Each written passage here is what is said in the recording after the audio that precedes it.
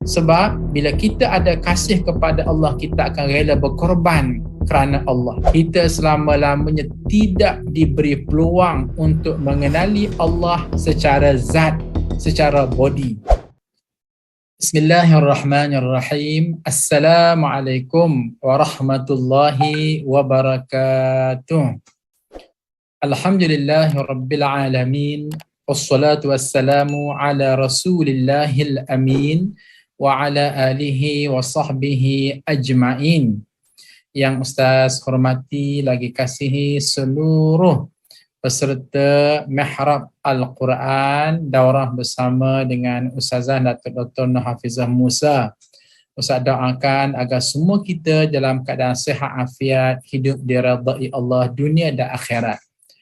Untuk maklumat tuan-tuan dan puan-puan, insya-Allah mulai saat dan ketika ini dan berlanjutan pada masa-masa mendatang, di mana Ustazah dengan Ustaz telah pun membuat sedikit pengubahsuaian untuk program setiap pagi ini, iaitu di mana pada setiap pagi Sabtu dan pagi Ahad, seumpama hari ini dan esok, insya-Allah Mihrab Al-Quran akan dihostkan ataupun dikendalikan oleh Ustaz, dan pada hari Isnin sehinggalah hari Jumaat kembali kepada Ustazah yang akan meneruskan Mihrab Al-Quran.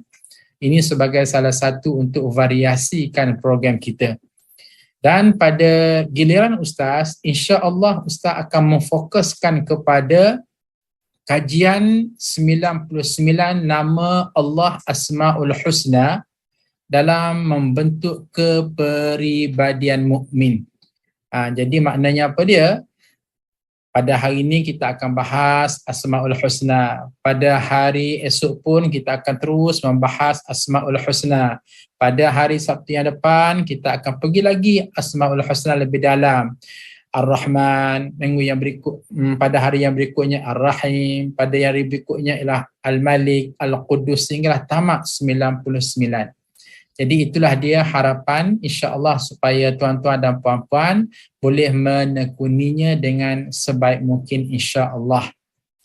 Jadi tuan-tuan dan puan-puan hadirin muslimin dan muslimat sekalian, kita biasa dengar kan? Kita biasa dengar nama Allah 99 Asmaul Husna sebagaimana yang tertera di dalam skrin yang tuan-tuan dan puan-puan boleh lihat, bermula dengan Ar-Rahman, Ar-Rahim, Al-Malik, Al-Quddus, As-Salam, Al-Mu'min, Al-Muhaimin, Al-Aziz, Al-Jabbar, Al-Mutakabbir, Al-Khaliq, Al-Bari, Al-Musawwir, Al-Ghaffar, Al-Qahhar, Al-Wahhab, Al-Razzaq, Al-Fattah, Al-Alim, Al-Qabid, Al-Basit, Al-Khafid, Al-Rafi', Al-Mu'izz, Al-Mudhil, Al-Sami', Al-Basir, Al-Hakam, Al-Adl, Al-Latif, Al-Khabir, Al-Halim, Al-Azim, Al-Ghafur, Al-Shakur, Al-Aliyul Kabir, Al-Hafiz, Al-Muqit, Al-Hasib,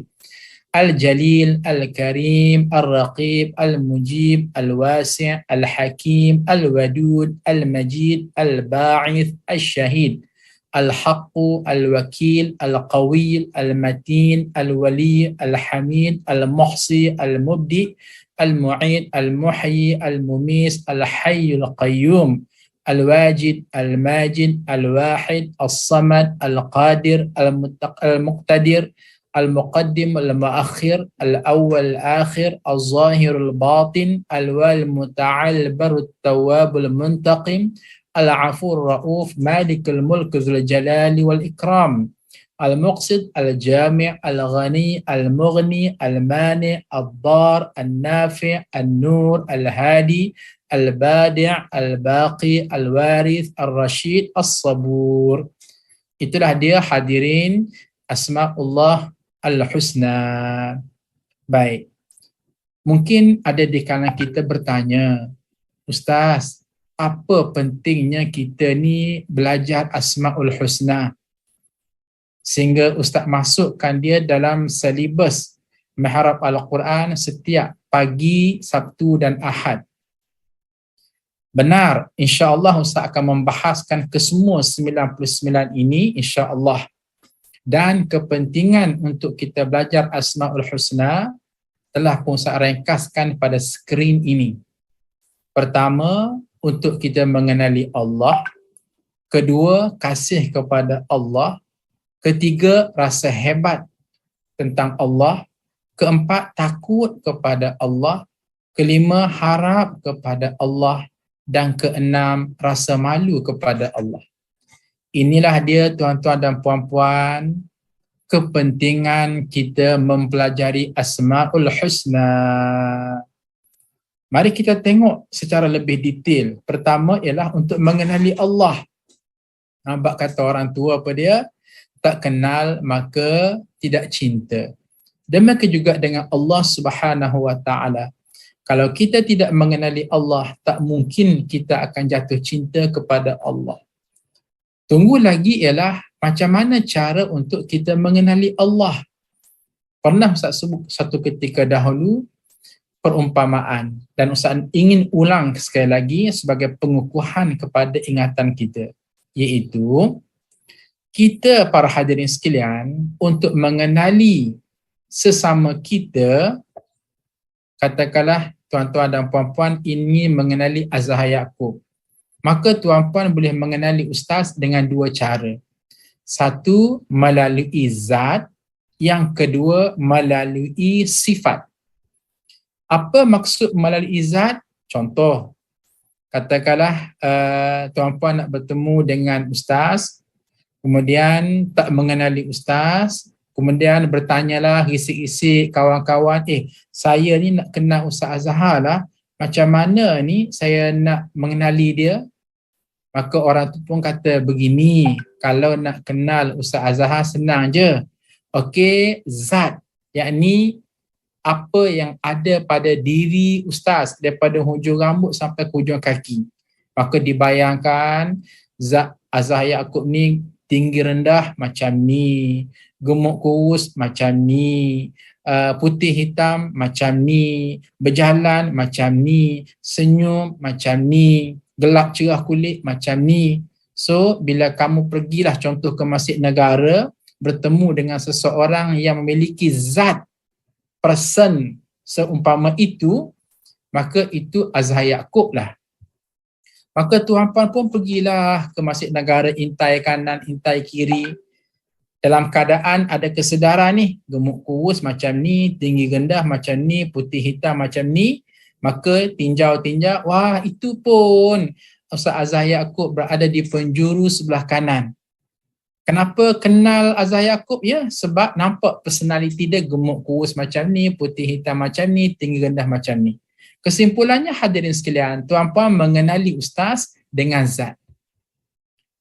Ada masanya tuan-puan mengenali ustaz bukan dengan zat, batang tubuh ustaz, body ustaz, tetapi mengenali ustaz melalui perwatakan, melalui sifat.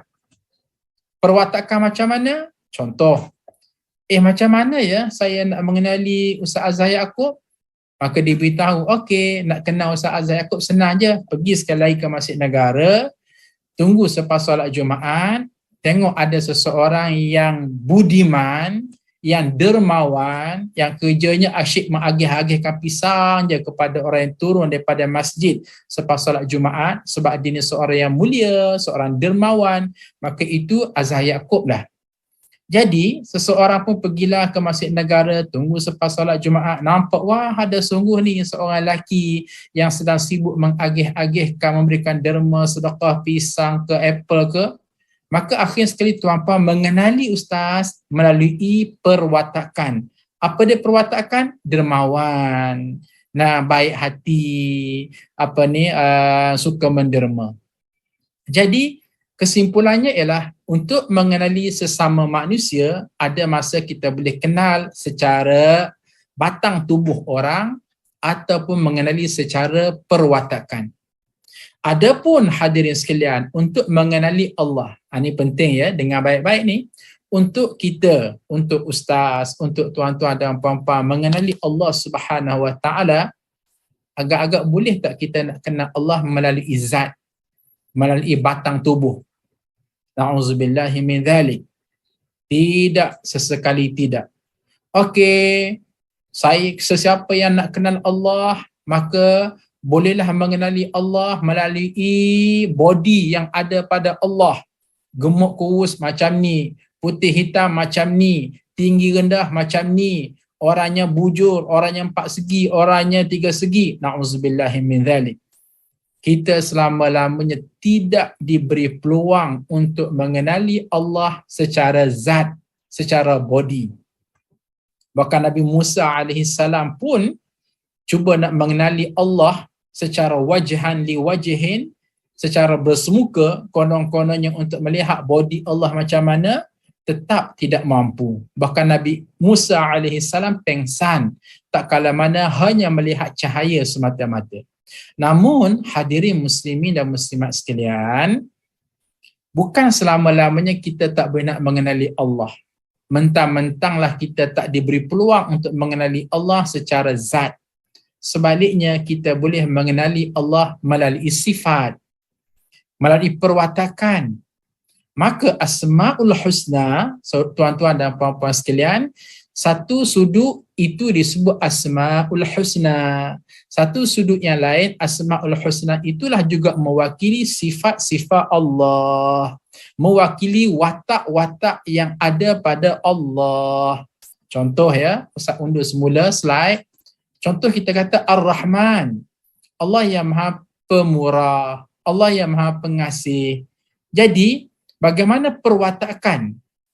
Perwatakan di sini dengan maksud apa yang ada dilakukan oleh Allah Subhanahu Wa Taala. Oh, fahamlah kita, aku boleh mengenali Allah melalui sifat Allah yang Ar-Rahman, yang Maha Pengasih, Al-Khaliq, Tuhan yang Maha menciptakan, Al-Basit, Tuhan yang melapangkan rezeki hamba-hambanya, Al-Khabir, Tuhan yang Maha Bijaksana.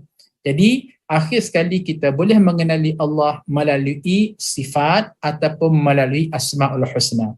Maka itulah Ustaz ulang sekali lagi, kok ditanya apa tujuan kita mengkaji Asmaul Husna, paling penting ialah untuk kita mengenali Allah. Jadi kira-kiranya perbincangan ini sangat penting sebab ini dianggap sebagai satu ice break. Kita nak pecahkan dulu relung-relung ini. Sebab percayalah tuan-puan, kita tak akan bersemangat untuk buat ibadah, tak akan semangat untuk berjihad fi sabilillah, tak akan bersemangat untuk bersedekah, tak akan bersemangat untuk bangun qiyamul lail tahajud kalaulah kita tak mengenali Allah Azza wa Jalla sesungguh-sungguhnya.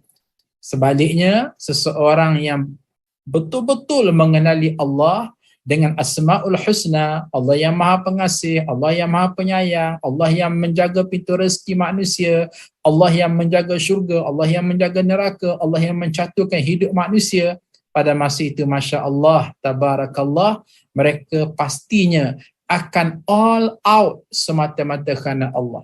Dan inilah dia realiti yang berlaku pada sahabat-sahabat Nabi. Kenapa sahabat-sahabat Nabi rela berjuang kerana Allah, rela berkorban kerana Allah, rela qiyamul lail tahajud semata-mata kerana Allah, rela menderma sampai kepada habis wang kerana Allah, sebab mereka mengenali Allah. Macam mana cara mereka mengenali Allah? Dengan Asmaul Husna. Jadi Masya Allah, pengajian kita sangat bermakna.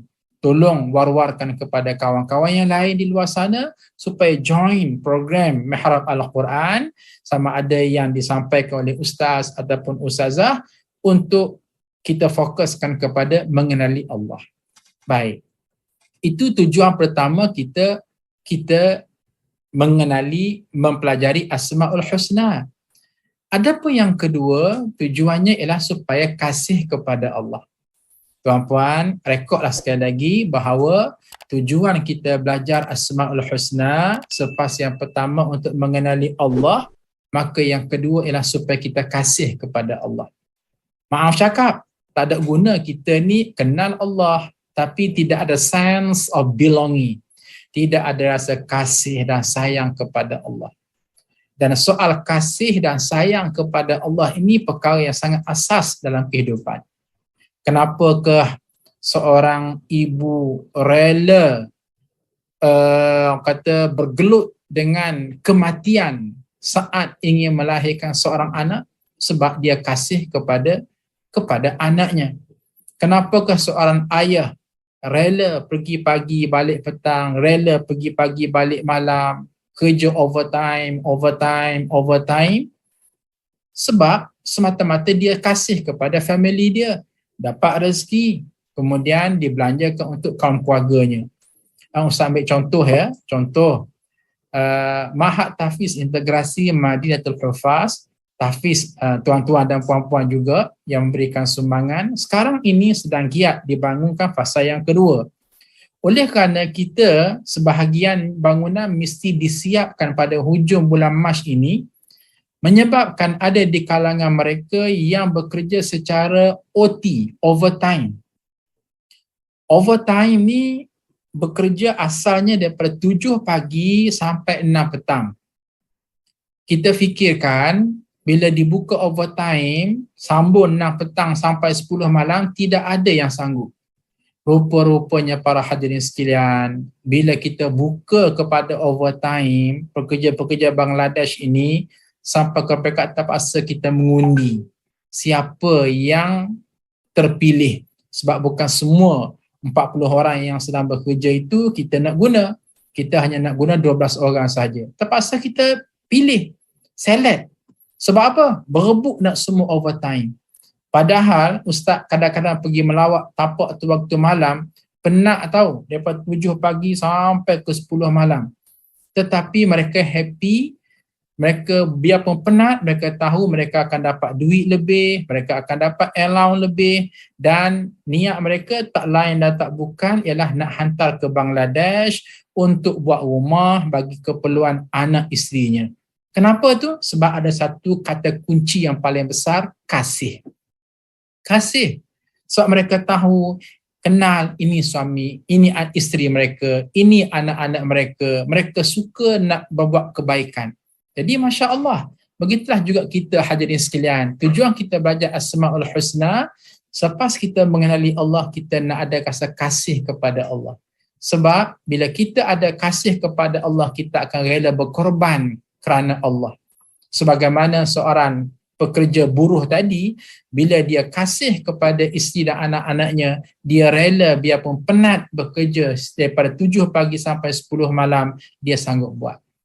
Itu yang kedua. Yang ketiga, hadirin sekalian, tujuan kita belajar Asma'ul Husna, berkuliah, bertazkirah, berbahas ialah untuk kita menzahirkan rasa hebat Allah Subhanahu Wa Taala. Ini penting tuan-puan, sebab kalau kita hanya kasih kepada seseorang, cinta kepada seseorang, tapi kita tak rasa orang itu hebat, maka masih lagi tidak ketat, tidak kemas, tidak solid kita dengan orang tersebut. Boleh jadi kita dengan anak kita, kita kasih. Maklum sajalah anak kita, darah daging kita, tetapi akan berlebih-lebih kasih kita kalau kita tahu anak kita ni hebat.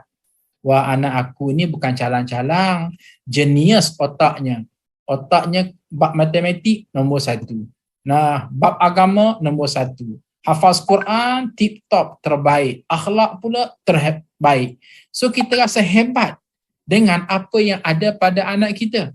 Maka itu akan menjadikan lebih mantap hubungan kita dengan anak kita. Itulah kasih pun ada, dalam masa yang sama kita tahu anak-anak kita ni ada kelebihan tertentu, maka kelebihan itulah menjadikan kita rasa lebih kasih dan sayang.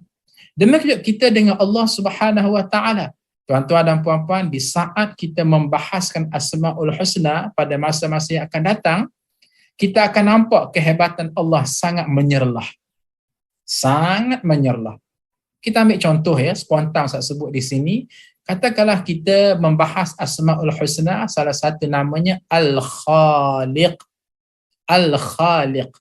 Apa maksud Al-Khaliq? Allah Tuhan yang mencipta dan menjadikan. Allah Tuhan yang mencipta dan menjadikan. Apakah tuan-tuan tak rasa hebat perkara ni?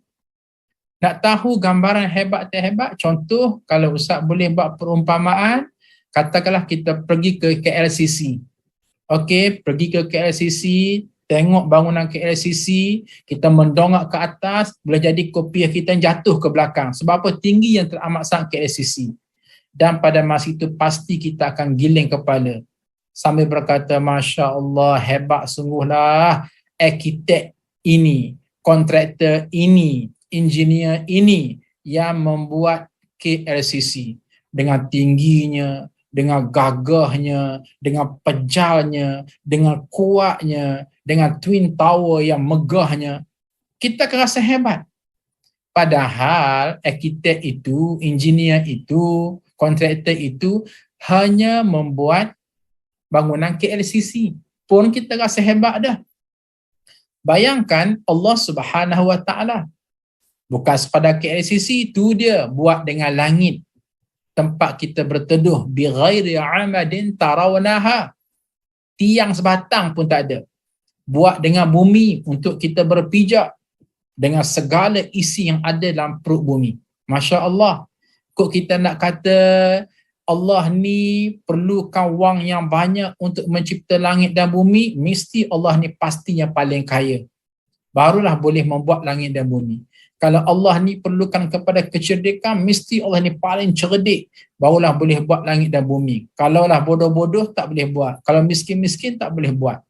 Jadi kalaulah kita rasa respect, rasa hebat dengan arkitek, engineer yang buat KLCC, why not kita tak bawa hati yang sama untuk kita rasa hebat, kagum, respect kepada Allah Subhanahu Wa Ta'ala yang membuat langit, bumi, matahari, bulan, bintang, seluruh cakrawala, bahkan tubuh kita sendiri.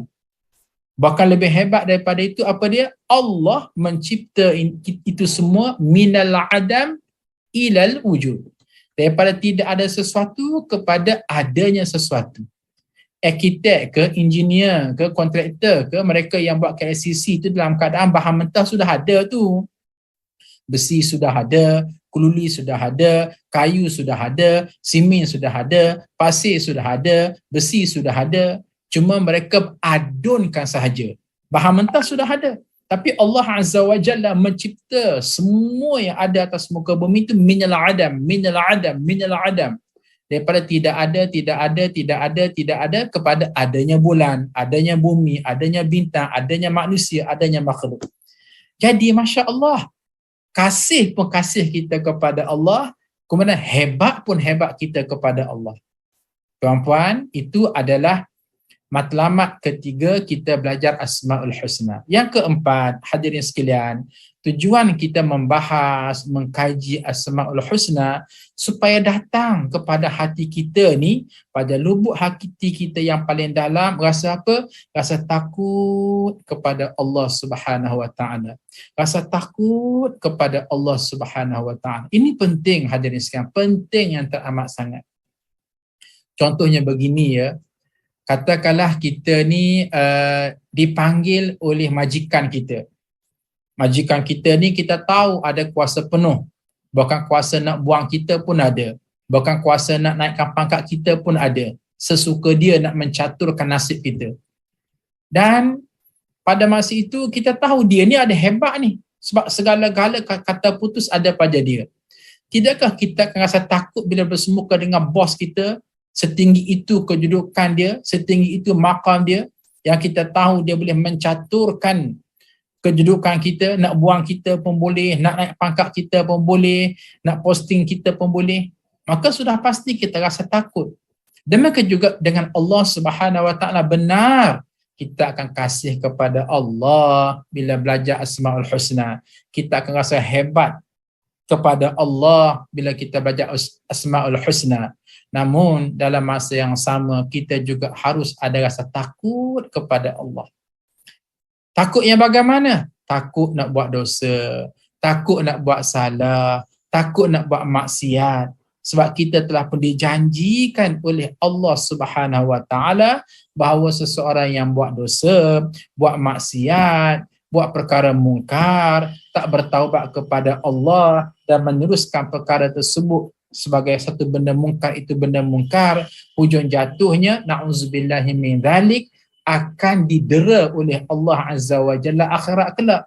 Dan dera akhirat kelak tak lain dan tak bukan namanya neraka. Dan Allah memiliki itu semua. Syurga Allah miliki, neraka Allah miliki, hari pembalasan Allah miliki. Jadi, Masya Allah, maka seharusnya kita rasa takut. Jadi, inilah dia tujuan kita belajar Asma'ul Husna. Kita akan belajar nama-nama Allah Subhanahu Wa Ta'ala. Kalaulah boleh Ustaz sebut secara spontan, dalam banyak-banyak nama Asma'ullah Al-Husna ialah Al-Muntaqim. Al-Muntaqim.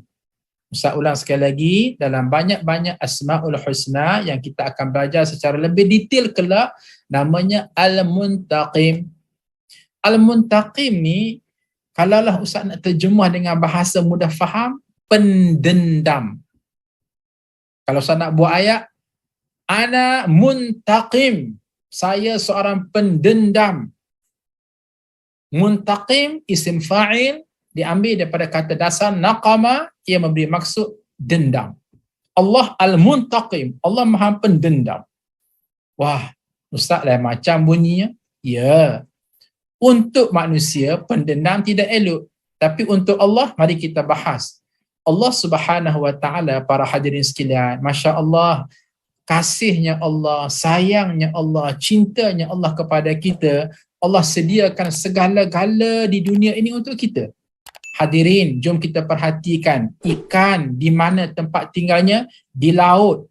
Tapi hujung jatuhnya disediakan untuk kita manusia yang makan.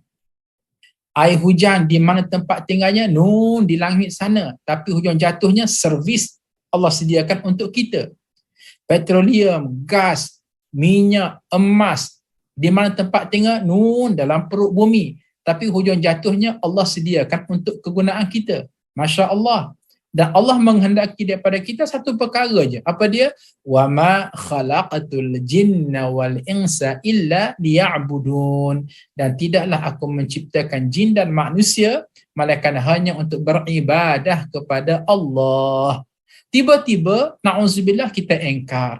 Kita malas, kita lesu, kita tak ikhlas, kita mengungkit-ungkit, kita tak redha kepada Allah. Dan Allah Subhanahu Wa Ta'ala melihat ada yang kita semua ini, dan Allah tak balas pun di dunia. Okey, aku tak balas, biarpun kamu derhaka kepada aku semasa di dunia. Itu sebab, maaf cakap ya, kadang-kadang orang kafir yang ada di muka bumi ini, elok-elok lebih kaya daripada kita, yang orang Islam. Elok-elok lebih sihat daripada kita orang Islam. Elok-elok lebih berpengaruh daripada kita orang Islam. Nak beritahu, Allah Subhanahu Wa Ta'ala reserve. Okey, tak apalah, kamu buatlah apa yang kamu nak buat, nak derhaka ke, nak mungkar ke, nak kufur ke, nak tak beriman ke, tak apa, al-yaum yaumuka. Di dunia ini hari kamu. Tapi akhirat kelak, aku akan guna sifat aku al-muntaqim. Al-muntaqim. Aku dendam. Aku dendam kepada semua hamba-hamba aku yang tak dengar kata aku semasa di dunia dahulu, sampai ke mereka ni buat dosa, buat maksiat, maka akhirat kelak atas nama Al-Muntaqim, aku akan balas dendam, dan caranya tak lain tak bukan, na'udzubillahi min zalik, akan dimasukkan ke dalam neraka yang sangat panas mendidih.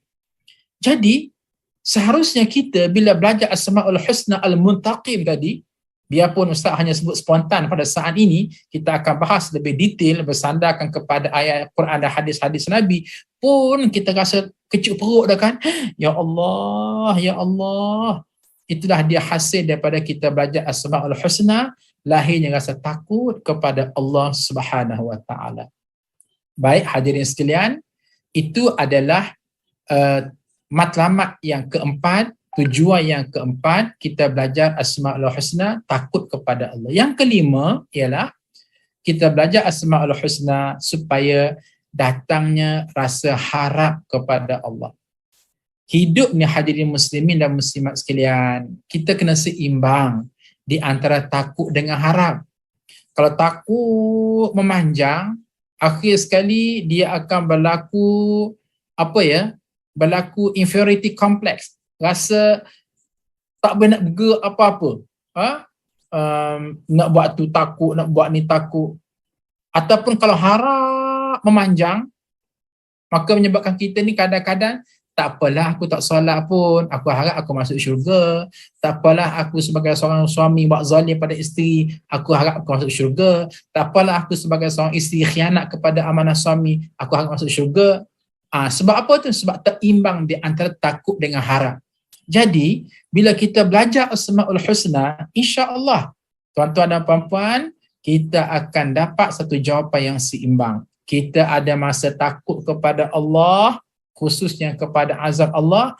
At the same time, kita juga ada rasa harap kepada Allah. Wahai Allah, benar aku ni tak banyak pahala. Wahai Allah, benar aku ni bergelombang dengan dosa dan kemungkaran. Walau bagaimanapun, aku yakin kepada kamu, wahai Allah, kamu ini memiliki Asmaul Husna yang begitu sekali banyak. Contohnya Al-Wadud, kamu ni maha pengasih, maha penyayang. Maka harapannya dengan pengasih dan penyayang kamu itu, kamu tidak akan humbankan aku di ke dalam neraka akhirat kelak. Jadi sentimen-sentimen tersebut telah menjadikan kita stabil.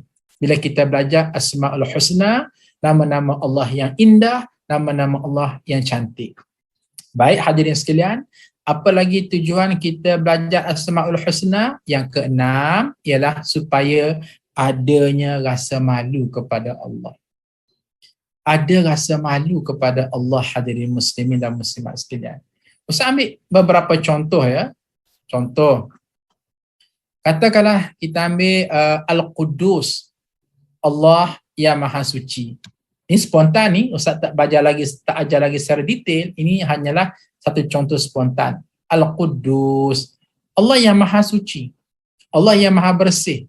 Ingat ya tuan-tuan dan puan-puan, Allah Maha Suci, Maha Bersih, Maha Cantik. Itu semua masuk di bawah tajuk Al-Quddus. Maka Allah Subhanahu wa ta'ala tidak menerima apa-apa daripada kita kecuali Al-Quddus, yang baik-baik juga, yang bersih-bersih juga, yang suci-suci juga. Kalau kita menghadap Allah dengan yang kotor, Allah tak akan terima kita. Apa yang dikatakan kotor? Yang paling asas hati tu kotor. Hati kita ni hadirin sekalian, maaf cakap, kalaulah boleh dibelah dan nampak tertulis atas hati kita tu ujub, riya, takabur, sombong, bakhil, kedeku, buruk sangka, kecewa, lalai daripada mengerti Allah, hubbud dunia, cintakan dunia, karahiyatul maut, bencikan kematian.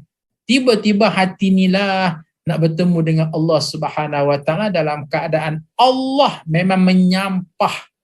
Allah memang menyampah dengan hati-hati yang seperti ini. Maka pada masa itu kita harus malu kepada Allah. Kita bukan main lagi, penuh-penuh mulut sebut Al-Quddus, Al-Quddus, Al-Quddus. Allah yang Maha Bersih, Allah yang Maha Suci. Tapi kita sendiri yang paling dekat dengan diri kita, organ kita yang paling utama, paling kotor, paling cemar, paling hanyir, paling busuk, paling tak berkualiti. Maka pada masa itu ia sangat kontradik dengan Allah yang bersifat Al-Quddus. Jadi itulah dia hadirin muslimin dan muslimat, muqaddimah ya. Nah, pada hari Sabtu ini Ustaz hanya bagikan muqaddimah kepada kajian Asmaul Husna, Mihrab Al-Quran, dan insya-Allah mudah-mudahan ia mendapat pencerahan. Insya-Allah pada pagi esok nampak raya Ustaz akan meneruskan lagi satu lagi muqaddimah sebagai sambungan kepada kuliah kita pada pagi ini.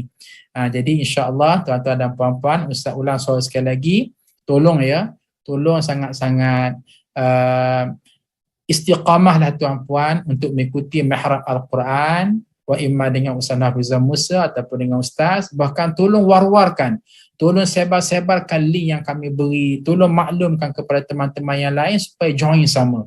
Ustaz ulang sekali lagi bahawa kajian Asmaul Husna sangat-sangat penting. Kita belajar fiqh, tapi kalau tak kenal Allah pun tak ke mana-mana.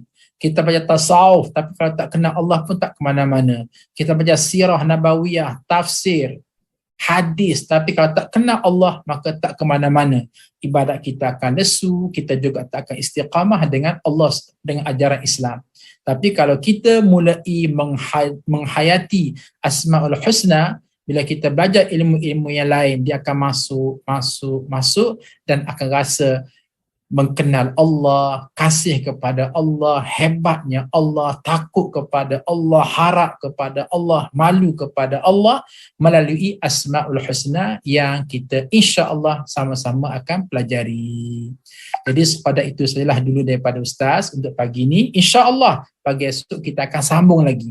Satu lagi muqaddimah yang Ustaz akan berikan pencerahan tentang Asmaul Husna sebelum kita masuk kepada perbahasan satu demi satu Asmaul Husna. Doakan kepada Ustaz, doakan kepada Ustaz Hafizah Musa, doakan kepada seluruh warga Mahat Tahfiz Integrasi Madiatul Hufaz, Tahfiz Khadimul Ummah, dengan Allah semakin taat, dengan ummah semakin bermanfaat. Dan Ustaz juga mendoakan kepada kalian semua yang menonton rancangan ini, baik-baik saja dunia dan akhirat, hidup diridai Allah Subhanahu wa taala. Sekian, terima kasih. Wallahu taala a'lam. Assalamualaikum warahmatullahi wabarakatuh. Dan kita tutup dengan surah Wal Asri dan majlis kafarah. Bismillahirrahmanirrahim. Wal Asri إلا الذين آمنوا وعملوا الصالحات وتواصوا بالحق وتواصوا بالصبر. بسم الله بحمدك أشهد أن لا إله إلا أنت أستغفرك. والحمد لله رب العالمين.